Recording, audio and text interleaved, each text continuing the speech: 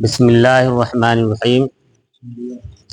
الصلاۃ والسلام علیک یا رسول اللہ، الصلاۃ والسلام علیک یا حبیب اللہ، وعلی آلک واصحابک یا رسول اللہ صلی اللہ تعالی علیہ وسلم۔ فضیلت اطاعت یعنی اطاعت کی فضیلت۔ اطاعت خدا بندی کے معنی تمام نیکیوں کو پا لینا ہے۔ اللہ تعالیٰ نے قرآن مجید کی متعدد آیات میں لوگوں کو ایسی بات کی ترغیب دی ہے اور اسی لیے انبیاء کرام کو مبعوث فرمایا تاکہ لوگوں کو نفس کی تاریکیوں سے نکال کر اللہ تعالیٰ کی معرفت کی روشنیوں میں لائیں اور وہ اس جنت سے نفع اندوز ہو جو نیکیوں کے لیے تیار کی گئی ہے کہ اس جیسی جنت کسی آنکھ نے نہیں دیکھی، کسی کان نے نہیں سنی اور کسی دل میں اس کا تصور بھی نہیں گزرا۔ لوگوں کو فضول نہیں پیدا کیا گیا بلکہ اس لیے پیدا کیا گیا کہ بروں کو ان کی برائی کی سزا ملے اور نیکوں کو ان کی نیکیوں کا اجر عطا ہو۔ یعنی اللہ تعالیٰ قرآن پاک میں کئی جگہوں پر ارشاد فرماتا ہے اطاعت کے تعلق سے، متعدد آیات کریمہ ہے۔ اللہ تعالیٰ نے انسان کو اطاعت کی ترغیب کے لیے کئی قرآن کی آیتیں انبیاء کرام کو بھیجا اور دنیا میں تمام چیزوں کو بتایا، اور اللہ تعالیٰ نے انسان کو یوں ہی نہیں پیدا فرمایا بلکہ اللہ نے اس لیے پیدا فرمایا تاکہ آپ آئیں اور آپ اطاعت کرتے ہیں، خدا بند قدوس کی عبادت و ریاضت کرتے ہیں تو یقیناً آپ اس جنت میں داخل ہوں گے جس جنت کو کسی آنکھ نے نہ دیکھا، نہ کان نے سنا اور نہ کسی کے دل میں ایسی خواہش بھی نہیں گزری ہوگی۔ یعنی یہ سمجھ لیجئے کہ جس سونے اور چاندی ہیرے جواہرات کے لیے ہم رات دن مر رہے ہیں دنیا میں، وہ ہیرے اور جواہرات کی وہاں جو ہے دیوار اور یہ ساری چیزیں ہوں گی، تو کہ وہ تصور سے باہر کی چیزیں ہیں کہ کون سی ہوگی، کس کوالٹی کی ہوگی، کون برانڈ کا ہوگا، ہے نا، یہ سب چیزیں تصور سے باہر کی چیزیں ہیں۔ بہرحال اللہ تعالیٰ عبادت سے بے نیاز ہے، یہ بھی یاد رکھنے کی چیز ہے۔ لوگوں کو برائیاں نہ اسے نفع نقصان پہنچاتی ہے اور نہ ہی اس کے کمال میں کوئی نقص آتا ہے۔ اگر مخلوق اللہ تعالیٰ کی عبادت نہ کرے تب بھی اللہ تعالیٰ کی بارگاہ میں ایسے فرشتے ہیں جو صبح و شام رب کی حمد کرتے رہتے ہیں اور وہ کبھی نہیں تھکتے۔ یعنی یہ نہیں سوچنا چاہیے کہ اللہ تعالیٰ ہماری عبادت کے محتاج ہے، معذرت، چونکہ اللہ تعالیٰ ان چیزوں سے بے نیاز ہے۔ ہم اگر عبادت کریں نہ کریں، اگر عبادت نہ کریں گے تو اللہ کا کوئی نقصان ہونے والا نہیں ہے، بلکہ نہ اسے نہیں اگر کرتے بھی تو اس لیے کہ اللہ تعالیٰ ان تمام چیزوں سے بے نیاز ہے۔ بے نیاز اس طرح ہے کہ اللہ تعالیٰ جو ہے آپ عبادت کریں آپ کو فائدہ ہے، نہ کریں آپ کو نہیں فائدہ ہے۔ اور ایک چیز اور بھی ہے، اللہ تعالیٰ نے ایک مخلوق ایسی پیدا فرمائی جو صبح و شام ہمیشہ ہمہ وقت اللہ کی عبادت کرتا ہے، جسے ہم لوگ اللہ کی حمد کرتے ہیں، اور وہ کون فرشتے ہیں لیکن وہ کبھی تھکتے بھی نہیں۔ تو اللہ اب یہ نہیں کوئی کہہ رہے اگر ہم اللہ تعالیٰ ہمارے سجدوں کے محتاج نہیں، ہماری عبادتوں کو محتاج نہیں بلکہ ہم محتاج ہیں، تو ہم کبھی بھی انسان کو یہ نہیں سمجھا کہ ہم عبادت نہ کریں گے تو اللہ کو نقصان پہنچا دیں گے، ایسا عقیدہ ہی نہیں ہے۔ جس شخص نے نیکی کی اس نے اپنے لیے کیا اور جس نے گناہ کیا اس نے عذاب اس کے گردن پر ہوگا، اور اللہ تعالیٰ کیا ہے، غنی ہے اور تم فقیر ہو۔ اب ظاہر سی بات ہے، غنی جو یہاں غنی جو ہے، غنی کے معنی ایسے لغوی معنی مطلب یہ ہوتا ہے مالدار کے آتے ہیں، فقیر مطلب، لیکن یہاں جو غنی ہے اس غنی سے مراد ہے کہ اللہ ایسا غنی ہے، ایسا رب قدیر غنی ہے کہ آپ سو رہے ہیں، اٹھ رہے ہیں، بیٹھ رہے ہیں، جاگ رہے ہیں، سجدہ کر رہے ہیں کہ نہیں کر رہے ہیں، کیا کر رہے ہیں، اللہ سے کوئی فرق نہیں پڑتا ہے، کیا دم بے نیاز۔ ہاں یہ اتنا ضرور ہے کہ بندہ جب مصیبت میں آتا ہے، جب بندہ ایک بار رب کو پکارتا ہے، اللہ رب العزت کا میں تمہارے شہرک سے زیادہ قریب ہوں، قریب تم لاکھ گناہ کر لیا، لاکھ کچھ کر لیا، لیکن ہم تمہیں معافی دینے کو تیار۔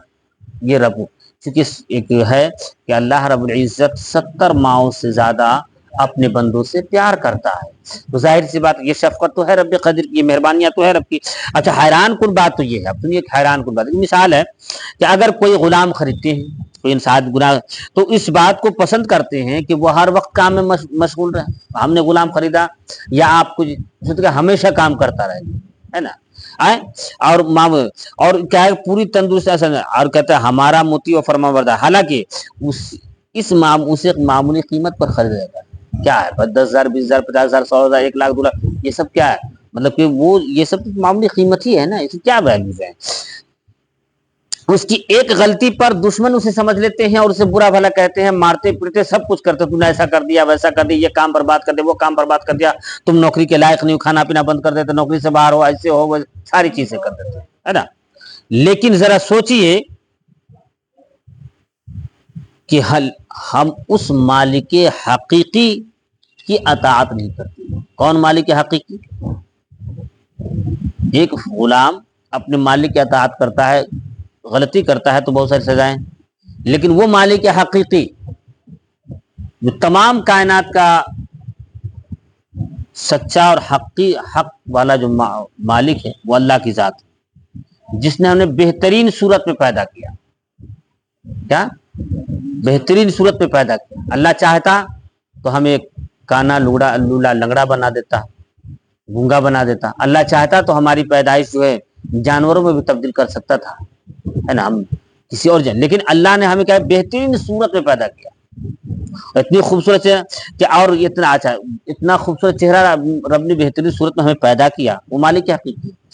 ہم بارش کے قطروں کے برابر گناہ کرتے نہیں کرتے, رات دن دیکھ کے ہم گناہ ہے, چغلی ہے, جھوٹ ہے, غیبت ہے, حرام کاری ہے, جوا ہے, شراب ہے, جھوٹ ہے, ایک دوسرے پر تان کسنا ہے, ایک دوسرے کی غیبت, یہ ساری چیزیں ہم کرتے ہیں, نافرمانیاں کرتے ہیں. یعنی سمجھے بارش کے قطروں کے برابر ہم روز گناہ کرتے ہیں, مگر اللہ نے اپنی نعمت سے ہمیں کبھی نہیں روکا ہے, کبھی نہیں روکا ہے. کوئی آدمی یہ نہیں کہہ سکتا کہ اللہ تعالیٰ نے ہمیں یہ نہیں دیا, وہ سب کو اللہ نے عطا کیا ہے, سب کو اللہ تعالیٰ نے دیا ہے اور کبھی روکتا نہیں. اپنی رحمت کی نصرت سے نہیں روکتا, جس کے بغیر ہمارے لیے ایک قدم بھی چلنا مشکل ہو جائے. اگر وہ چاہے تو ہم ایک گناہ کے بدلے پکڑنے پر قادر ہے, مگر وہ ہمیں مہلت دیتا ہے تاکہ ہم توبہ کریں. وہ توبہ قبول فرماتا ہے, ہمارے گناہوں کو بخش دے اور ہمارے عیوب کو ڈھانپ. اللہ چاہے تو کیا نہ کرے. ارے بھائی اگر اللہ چاہے پکڑ لے, ہم جس پیر سے گناہ کرنے جا رہے ہیں اللہ چاہے پیر ختم کر سل کر دے, ہمارے پیر کو, ہمارے ہاتھ کو ختم کر دے, کچھ بھی نہیں پکڑتا, وہ سب چیز آپ کو دے رکھا ہے. اور ہر عقل مند بخوبی جانتا ہے کہ اطاعت و فرما برداری کے لائق کون ہے. اس ذات کی طرف متوجہ ہوتا ہے, اس کے دامن رحمت میں پناہ ڈھونڈتا ہے. جب اس سے کوئی گناہ سرزد ہوتا ہے تو وہ اپنے خالق کی طرف رجوع کرتا ہے, اس کی رحمت سے نا امیدی نہیں ہوتا, اس کی انعامات کا شکر ادا کرتا ہے, یہاں تک کہ اللہ تعالیٰ کے دوستوں میں شمار ہونے لگتا ہے. جب اسے موت آتی ہے تو وہ دیدار الہی کا مشتاق اور رب بے نیاز اس سے ملاقات کا خواہش مند ہوتا ہے. کون؟ ہر عقل مند یہ جانتا ہے کہ جب اللہ تعالیٰ کی آپ اطاعت کریں گے, فرما برداری کریں گے, یقیناً ہے کہ آپ گناہوں سے پاک رہیں گے, اور رب کی جب رب کے قریب ہوتے جائیں گے تو ایسا ہو جائیں گے کہ آپ کو جب عبادت میں زیادہ رغبت آ جائے گی تو اللہ کا دیدار ہوتا ہے, اس کے لیے خواہش مند تھا, اس کے اندر اشتیاق پیدا ہوگا, ایک ذوق پیدا ہوتا ہے, تو اللہ اس کی خواہش کرتی ہے اس کی ملاقات ہو. آپ سنیے ایک حدیث پاک, وہ حضرت ابو دردہ رضی اللہ عنہ نے حضرت کعب رضی اللہ عنہ سے کہا کہ مجھے تورات کی ایک خاص آیت سناؤ. تورات شریف یہ ایک آسمانی ہی کتاب ہے جو حضرت موسیٰ علیہ السلام پر نازل حضرت, اور تورات شریف جب نازل ہوئی سن لیجیے, تورات شریف کی ایک خصوصیات ہے. تورات شریف نازل, لیکن تورات کا حافظ, توریت شریف کا حافظ صرف اور صرف حضرت موسیٰ علیہ السلام اور ان کے بھائی حضرت ہارون علیہ السلام تھے. دنیا کو کیوں؟ توریت شریف کتنی بڑی کتاب تھی. توریت شریف میں 1000 سورت ہیں. کتنے تھے؟ قرآن شریف میں کتنے سورت ہیں؟ قرآن شریف میں 114 سورتیں. کتنے ہیں؟ 114, ماتر 114 سورت. اچھا, 1000 جو سورت تھی توریت شریف کی, اور ہر سورت 1000 آیت پر مشتمل تھی. کیا ہے؟ ہر سورت 1000 آیت پر مشتمل تھی. قرآن شریف کی بعض سورتیں ایسی بھی ہیں جس میں 7 ہی آیت ہے, بعض میں 3 آیت ہے, بعض میں 5 آیت ہے, بعض میں 10 آیت ہے, بعض میں 12 14 15, اس طرح سے. سب سے بڑی سورت جو مانی جاتی ہے سورہ بقرہ مانی جاتی ہے. ہے نا. تو اسے اب کتنی وزنی رہی ہوگی, اب ذرا سوچے کتنی موٹی. 1000 آیت کا مطلب سمجھیے. اب قرآن شریف میں کتنی آیتیں ہیں؟ ٹوٹل قرآن شریف میں جو آیت ہے 6666 آیت کہتے ہیں قرآن شریف میں. تو یہ جو ہے کہتے ہیں کہ اللہ تورات آیت سنا, انہوں نے جواب میں یہ آیت سنائی.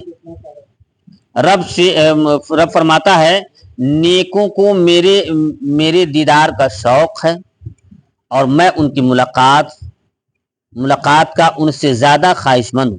حضرت کعب نے کہا اس آیت کے حاشیہ میں لکھا ہوا تھا جس نے مجھے تلاش کیا پا لیا, جس نے کسی اور کو ڈھونڈا وہ میرے دیدار سے محروم رہا. حضرت ابو دردہ فرمانے لگے بخدا میں نے حضور صلی اللہ علیہ وسلم سے ایسے ہی سنا ہے. کیا بخدا ہم نے اللہ حضور صلی اللہ علیہ وسلم ایسے سنا. کیا مطلب؟ یعنی ابو دردہ کہا کہ تم تورات شریف سے تو آپ نے آیت سنائی, کہا کہ سنو ہم نے سنا کہ اللہ تعالیٰ فرمجو اللہ کہتا ہے کہ جو میری دیدار کا شوق رکھتا ہے, مشتاق ہوتا ہے, میں اس سے زیادہ خواہش مند ہوتا ہوں ملاقات. رب کہتا ہے کہ مجھ سے زیادہ, اور اسی کہتے کہ اس کے حاشیے پر ہی یہ لکھا ہوا تھا. حضرت آپ کہتے ہیں اللہ فرماتا ہے جس نے مجھے تلاش کیا پا لیا. کیا؟ اللہ کو جس نے تلاش کیا پا لیا, لیکن جس نے کسی اور کو ڈھونڈا وہ اللہ سے محروم رہا. اب اللہ تعالیٰ کو پا لینا, اللہ تعالیٰ یہ کیسے ہوتا ہے؟ دیکھ لیجیے, اللہ کی خوشی ناراضگی یہ ساری چیزیں آتی ہیں. اللہ تعالیٰ جب ہم اللہ تعالیٰ کے قریب ہوتے جائیں گے تو ہمیں دنیا کی برائی اچھی نہیں لگے گی. یہ گانا بجانا, یہ ڈھول تماشا, یہ دنیا کی رنگریلیاں, یہ ساری چیز ہم کٹتے چلے جائیں گے.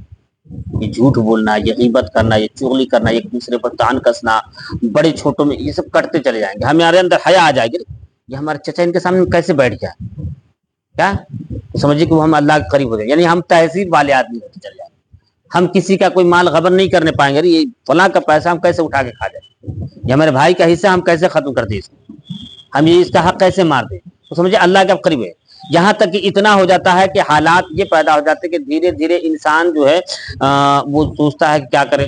اب حالات یہ ہے, جب چل رہا ہے پھر رہا ہے, جب سب چیز پہ نظر اس کی گئی اور یہ سوچنے لگا کہ خدا دیکھ رہا ہے, خدا دیکھ رہا ہے, خدا دیکھ رہا ہے, اب اللہ جب اس نے دل میں یہ ٹھان لیا تو یقیناً خدا کا نور اس کو دل میں داخل ہو گیا. اب حالات یہ ہو گئے کہ اس کے بارے میں ہے کہ میرے سرکار کہ قلب المومن عرش اللہ ہے, کہ مومنوں کا دل عرش الہی ہوتا ہے, خدا کا عرش ہوتا. اب اس کا دل صاف و شفاف ہو گیا اور اس نے خدا کو, اور کہتا ہے کہ وہ یقیناً ہے کہ مشتاق خداوندی ہے. تو ایسے لوگ, اور ایسے ہی لوگ کبھی کبھی مجذوب بھی ہو جاتے ہیں. کیا ہوتا ہے؟ کبھی بھی مجذوب, وجدانی کیفیت میں ہم, جیسے مخدوم صابر پاک کلیری رحمۃ اللہ تعالیٰ علیہ, کئی کافی دنوں تک آپ حالت وجد میں رہے, کولر کے پیڑ پکڑ کولر کے پر لٹکے رہ گئے.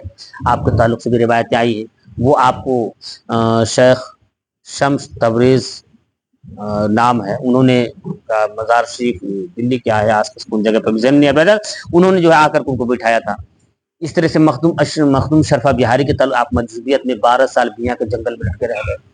وہ وجدانی کیفیت ایسی ہو جاتی ہے کہ اس سے دنیا میں کھانا پینا یہ ساری چیزیں بالکل منقطع ہو جاتا ہے. وہ اس کا اللہ خدا سے لگا ہوا ہے. کیا اب اسے جو ہے ہوا بھی کچھ نقصان نہیں. مخدوم شرفا بہاری کے تعلق سے تو یہ بھی آیا کہ آپ کو وجدانی کیفیت اس قدر طاری تھی کہ منہ سے چیٹی گھستا تھا اور ناک سے نکل جاتا تھا اور اثر نہیں ہوتی.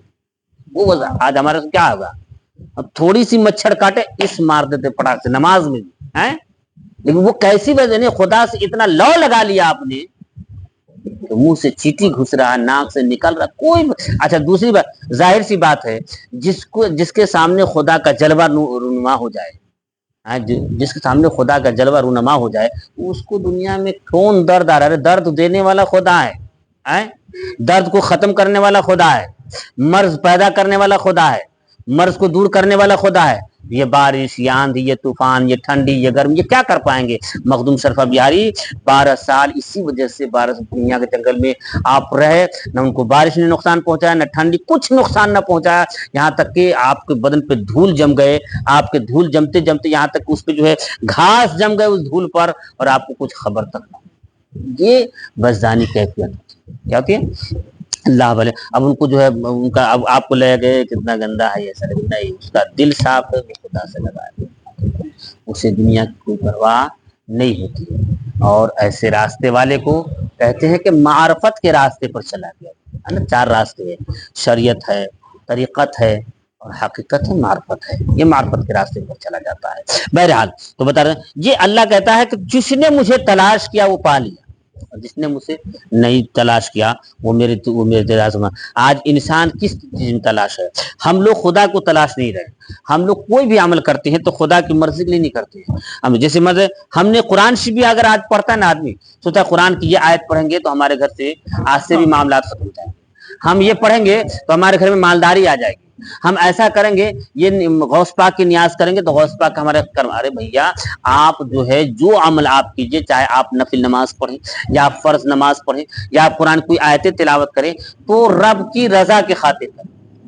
یاد رکھ لیجئے، ہم اگر کسی آیت کو اس نیت سے پڑھ رہے ہیں کہ اللہ ہماری دکان میں برکت عطا فرمائے گا یا ہماری کاروبار میں ترقی دے گا یا ہمارے بیمار کو شفا کر دے گا، تو یقیناً ہے کہ اس آیت کے اللہ شفا عطا فرمائے گا، اللہ چاہے تو عطا فرمائے، لیکن عطا فرما دے گا تو ایک سوال پیدا ہوتا ہے کہ آپ نے قرآن، اب کل ہو کر مان لیتے ہم نے قرآن جو پڑھا، کوئی آدمی ایک سوال ہوتا ہے آپ نے قرآن پڑھا اس لیے کہ آپ کو شفا پانا تھا یا آپ کو دکان، وہ چلنی شروع ہو گئی تو آپ اگلا فائدہ کیسے اٹھانا چاہتے ہیں؟